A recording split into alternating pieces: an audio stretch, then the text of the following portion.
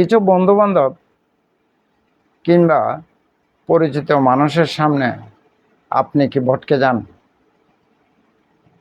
তারা এমন কথা বলেন, আপনার মুখ দিয়ে আর কথা বেরোয় না। এমনটা কেন হয় জানেন? এটা আপনার চলার লো কনফিডেন্সের কারণ। শুধু শুধু আপনাকে কথা শুনতে হবে কেন? সেই সুযোগটাই বা আপনি কেনই বা দিবেন? আপনি মুখের উপর অকথার জবাব দিতে না পারলে আরও কথা শুনবেন। এর জন্য তো আপনি নিজেই দায়ী।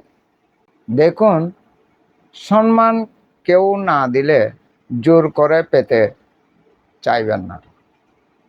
তবে আপনার প্রতি কেন এমনটা ঘটছে, নিজেকে একবার খতিয়ে দেখতে হবে। এমন আচরণের সুযোগটা কেনই বা দেবেন? ধন্যবাদ। ভালো থাকুন। শুভকামনা আপনার জন্য।